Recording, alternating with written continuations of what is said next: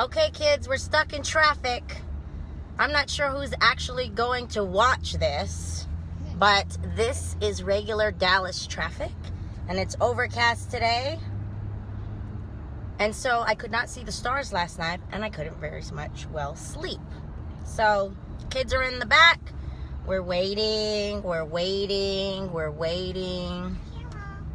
Of course, I have the phone mounted, so sometimes I can't respond to you guys, but I'm just checking out this whole Facebook Live video because I'm wondering, with all the time that I spend on Facebook posting updates, I wonder if I could talk and actually say something with regards to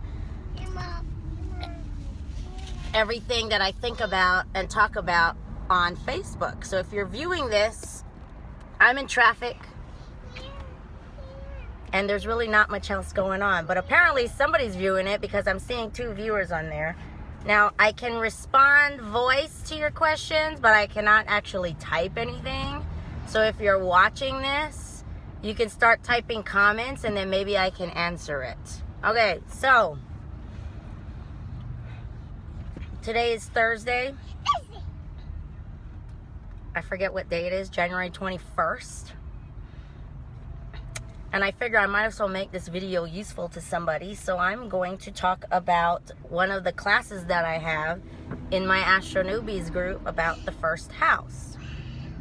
So this is kind of appropriate since this is my first video, that this would be about the first house of astrology.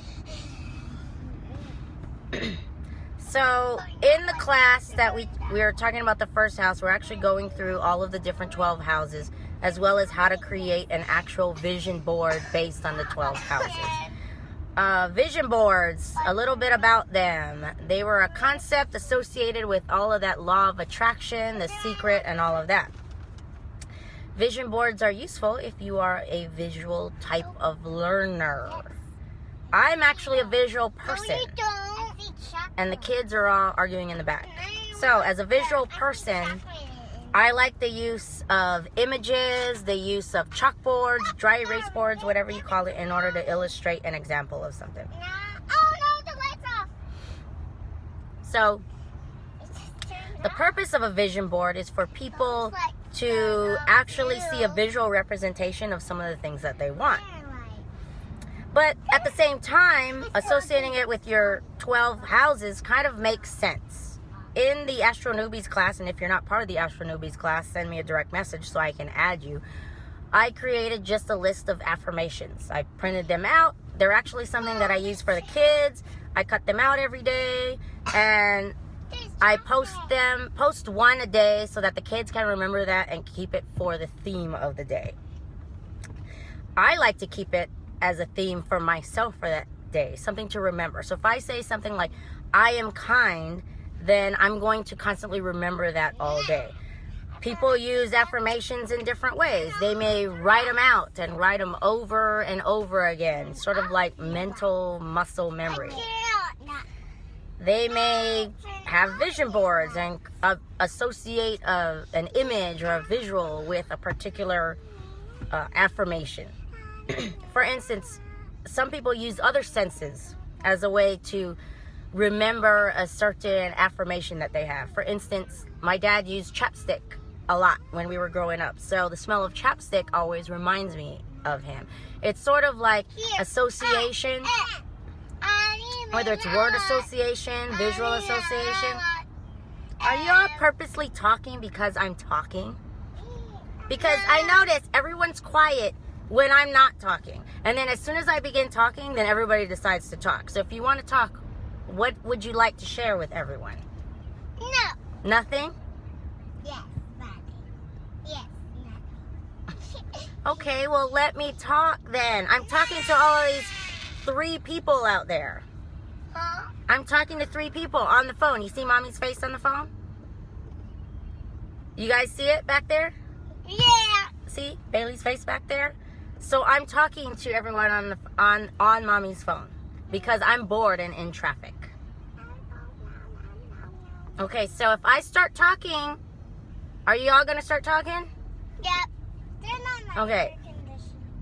Anyways, back to the whole vision board thing. I created vision boards a couple of years ago And then I stopped creating vision boards because I don't have time for that. I don't have time to sit there and cut out newspaper or magazine images and all of that because I have kids. And now that they're a little bit older, we can all create cute vision boards and do all of that stuff together because I'm all into the vision board thing. However, I do believe in the power of the vision board because a lot of things that I did put on my vision board actually came to fruition. Now that I'm kind of in a more balanced space, I see the value of vision board. However, I just don't want to put nilly-willy, any old images on top of a vision board.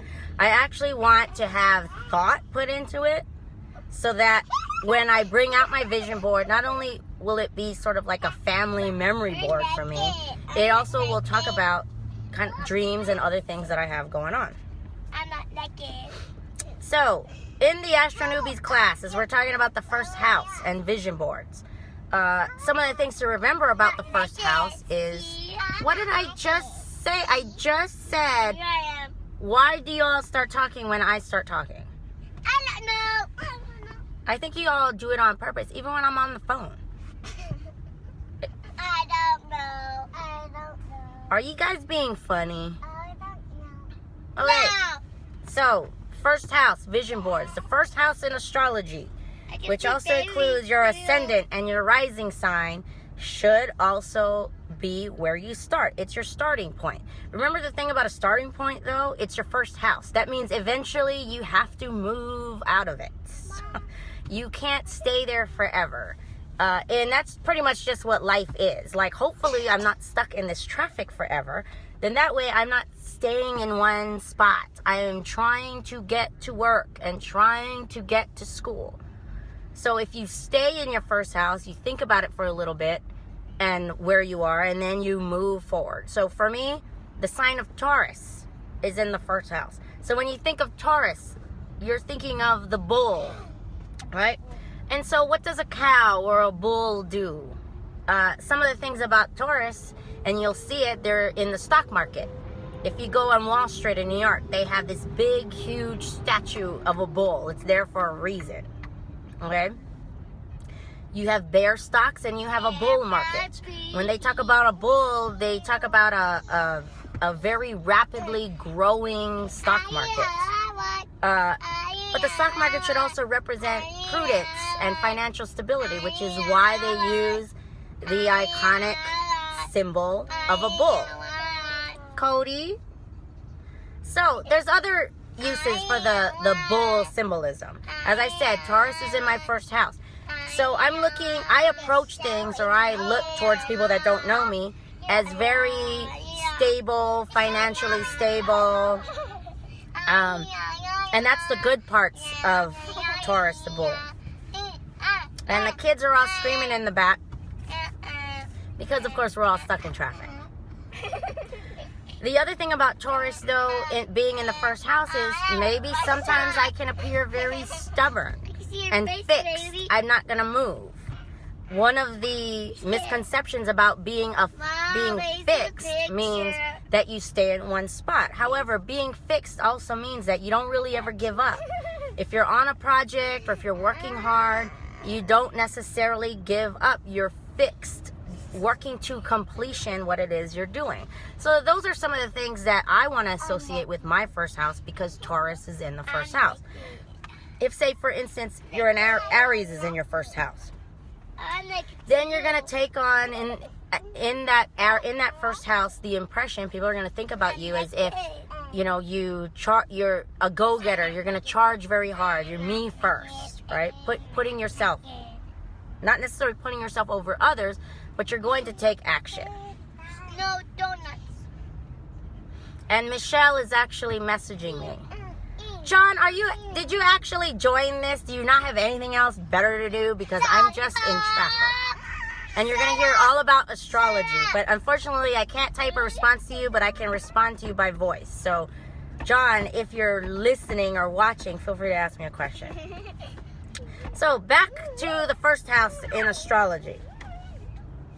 If, say, Leo is in your first house, Leos definitely have strength. They're definitely leaders. They're also dramatic and kids and all that associated with Leo.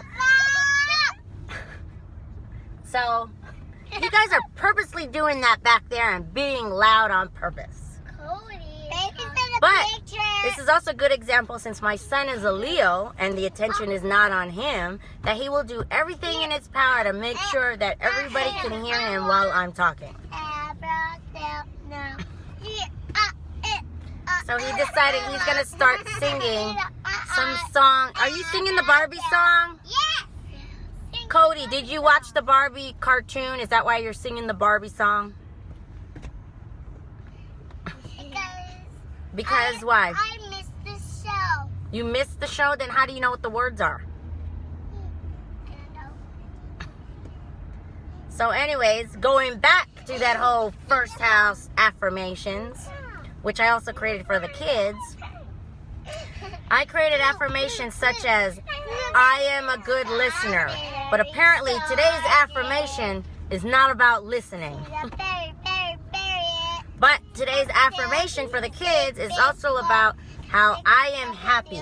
Because they could easily be fighting back there and complaining and all of those things, but they're not, because they're happy. And that is how affirmations work. Because I reminded them earlier today. In fact, the fact that we even got out of the house early today so that we could be in this traffic just goes to show what a positive attitude can do. And so, while we've crept along probably 3 miles in the last 11 minutes since we've been live on Facebook video, I'm just glad that it's not snowing here, because I'm pretty sure that the traffic would be definitely worse. But anyways, going back to the vision board and the astrology thing and all of that we're putting together. Next week, or actually this Friday, we're going to start on the second house. So if the first house is your starting point, how people perceive you, what you want people to see, or, you know, your personality and your image and all of that, the second house is all about money. Like that way. So Facebook kind of has that whole first house impression. People put all kind of stuff on Facebook and social media, and we all believe that their life is a certain way, but we don't really know, because we maybe don't know them personally, or we don't know what's going on in the back of their everyday lives. So the first house is associated with what image they're trying to portray on Facebook. Now, the second house that we will talk about on Friday is about money. So somebody on Facebook can check in to all of these fancy places, but have they actually been there? And that's where money comes into play. Because if you don't have the resources to back up your first house image on Facebook, then all you're doing is creating a fantasy world for yourself. Vision boards are a little bit different, because vision boards are not about, okay, well, I want this, I want that. If that was the case, then I'd put a Hermes bag on my vision board. Because the bag in itself is a goal, but in order to buy the bag, I need to have money to buy it.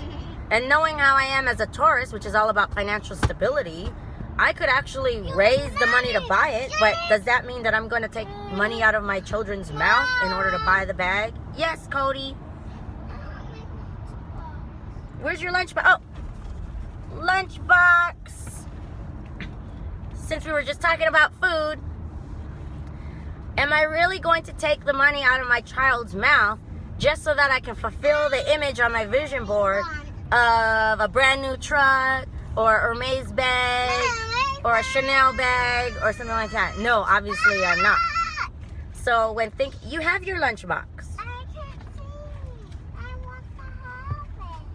I don't know where your lunchbox is. And you know what? I'm not responsible for your lunchbox. You're responsible for your lunchbox. What did we say about the morning routine? That you have to make sure you have everything with you when you get in the car. So if your brother has his snack box and you don't have one, that is why you can't have a snack right now. And I know you're just going to yell and scream so that I don't hear you. Open, Mom. I can't open it. I'm driving.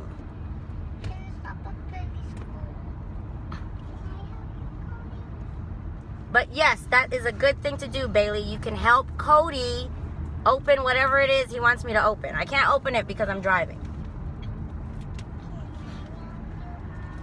No, you can help me by helping your brother. That would really help. So I really appreciate it when you help him out and when you guys help each other out. Okay, now I forgot what I was talking about. So we were talking about astrology, first house, second house, and of course the vision board. So for the vision board on your second house, what is it? It's trash. Put it in the trash bag. I can't. Thank you. Okay. Now I lost my train of thought. So, talking about the second house of self-worth. This is money that you create and resources. Your own resources. One of the things that I remember exemplifies second house is my mom. Because my mom may have been a stay-at-home mom, but she always seemed to be working. Bailey, can you help Cody? Can you help your brother, please? Okay. And she also sold things at a flea market. She used to crochet, so she used to do all of these things just to make money for herself. And one day, my sister wanted this jacket. And it was a very expensive jacket. And so my mom worked really hard just so that she could afford that jacket. And that's one of just the first memories that I have, because I was very young. My sister and I think, are 13 years apart. But I remember that because my sister growing up as a teenager is way different from when I grew up as a teenager. Because we all worked, and my sister worked as well, but we saved a lot of our earnings, and then anything that was extra was something that we had to just buy on our own. So we talk about the second house in astrology of self-worth and money and how you earn your money and resources and things like that. Now it's different from the first house. The first house is who you are and the image that you portray to others. Now your friends and family know who you really are. So the first house is really about how you portray when someone first meets you. Which is why when you go for a job or something like that, you have a resume because they don't really know who you are. And your resume includes elements of your second house, which are your talents, which is the education that you have attained, all of those kinds of things. They don't know who you are. They have no impression of you. Some of the things from your second house give off that impression. It's the reason why realtors drive nice cars. Some that I know that, don't actually own a house, but they drive very nice cars. Because to some people, you want to buy a house from somebody that sells houses or knows what they're doing. And really all of that is impression.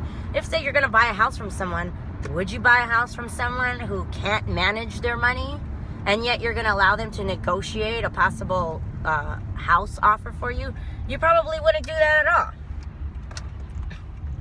Because quite frankly, that would be a bad investment. And so when we talk about people you invested, time that you invest, as well as the money that you invest, a lot of that are your resources, and a lot of that is going to be your second house. So for me, I have a second house in Gemini. And so how I make money is going to be associated with Gemini traits. So if anybody out there is a Gemini and can talk about Gemini traits, Geminis are actually very intelligent. They deal a lot with communication, local travel. Their minds are always very busy. In fact, it is a Gemini that probably has dual purposes. So if I have Gemini in the second house, which I've already done this, is I make money in many different ways. I have multiple things that bring in income. And especially as a single mom, I have a property that I lease out that I get rental income from. I have a blog, which I have income from the blog. I freelance a lot, which I get income from that as well. On top of that, just working for an energy company, I get money from that as well. Teaching as an adjunct professor at UT Arlington, I make money from that as well. And I see a lot of that in some of the moms that I know, whether you're a single mom, stay-at-home mom, whatever. They're all making money in different ways. They have multiple purposes. You don't just make money in one single way. You can make money in many different ways. And a lot of it has to do with the amount of effort that you put into it and the amount of thinking. So for me, Gemini in the second house, I'm constantly thinking about not necessarily how to make money, but also thinking about things that I enjoy. Communication, things like this live Facebook video that I'm just trying out for the first time because I happen to be in traffic. This is a way for me to think and critically think and put ideas out there. Only because if I don't put the ideas out there, they will never come to fruition.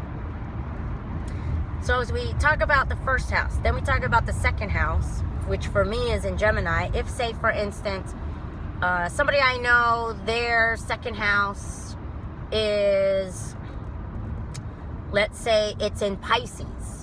Now, Pisces is a little bit more sensitive. They're very intuitive. And they're also sort of like a mind type of astrological sign.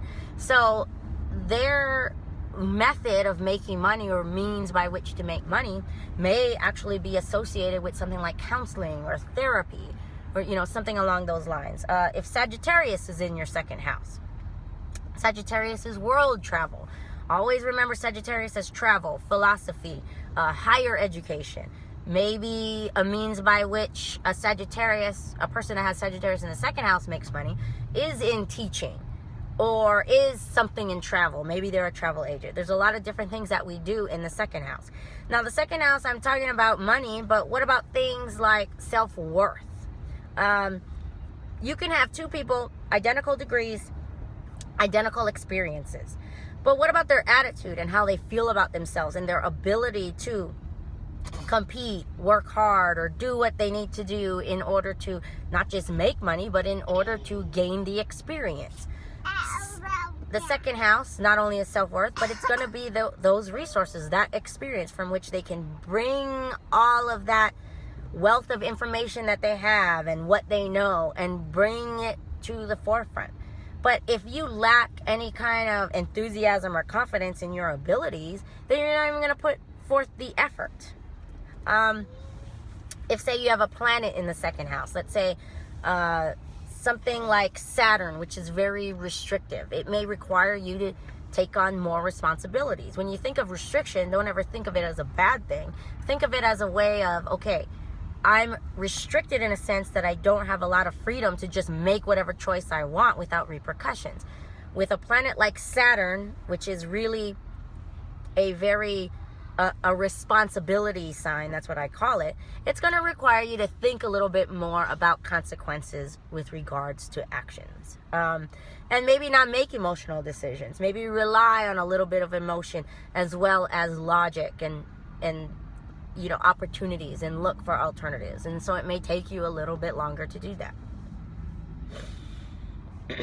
So as we put together our vision boards, all that I do is put together affirmations related to either the first house, and then now I'm thinking about, well, how does the first house then apply to my second house? So the first house is who I am. If, say, for instance, I am entering the workforce after a long hiatus, right? I want to be known as someone that would be a good asset to a company, for instance. I'm a critical thinker. I definitely have the degrees. Well, what experiences do I have? Did I volunteer in a capacity that taught me experiences that would be useful to the job that I'm applying for? And this would go for college graduates as well. They may have the degree, but a lot of times they may not have a certain amount of experience, which is why some college graduates will go off and gain that experience. Now, all of those decisions to do all of that is associated with other houses, but you have to do with what you have now. So if you don't have, for instance, any kind of work experience, but you have a college degree, then volunteer for something at school. If, say, you've had a long hiatus from work for whatever reason, whether you took a sabbatical or you were sick or, you know, you had kids or anything like that, and then you want to get back into work, Maybe you can't get back into the exact same job that you once had, but you can always do some kind of consulting. You have an expertise because you have that education. So you can always write about things. And there is not a shortage of people that need writing and content for certain things. And so it's the idea of looking at what you want to do in a different way. There's a person I know, she wrote one book. That's all she did. She is now an agent, and yet she only wrote one book. So you may be wondering, well, how can she be an agent when she only wrote one book? Well, it was because she had the experience of pitching that book to actual publishers and not just self-publishing on Amazon, and going through the process and being rejected so many times to understand what some of these publishers are really looking for. But she's not just going to represent any client. She's only going to represent a certain niche. And that's why it's so important to truly understand, okay, well, this is my ability, this is what I want to do, and to not be afraid to fail. So being afraid to fail really comes from the second house of self-worth, like I mentioned. If you are afraid to fail, then you're not even going to start. Okay, and that's going to conclude part of this traffic video that I decided to create, which was actually very fun for me because I talked about the first and second house.